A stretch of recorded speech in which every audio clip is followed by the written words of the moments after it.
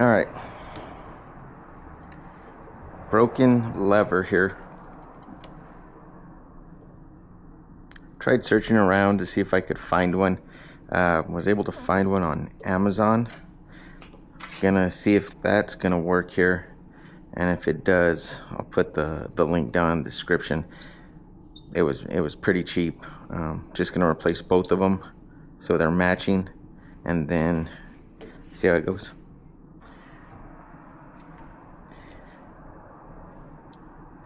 So on one of the reviews I saw on YouTube, I think it was Mr. Central Driver, shout out Mr. Central Driver, he talked about the bike sits pretty upright when the kickstand is down, and my son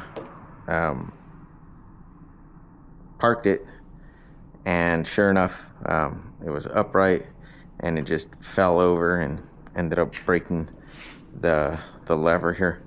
So gonna look at getting a different kickstand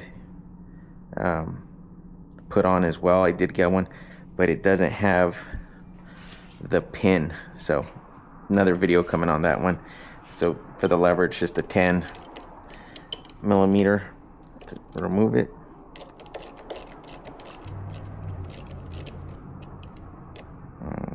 Find out if this new lever will work. There, bam. There you can see just cast aluminum, I think, pretty sure. All right, so was able to get it in. You can see a switch right here. Haven't tightened it down yet. I'm gonna do that right now, but this is the factory lever. Looks pretty darn close here.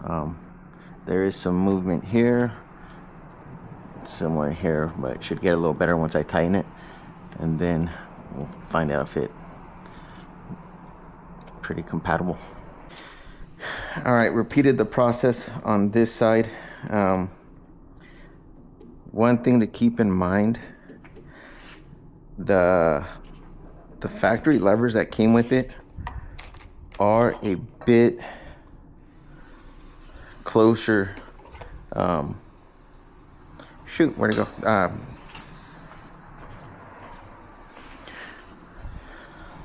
So one thing to keep in mind with these, the levers do sit further away.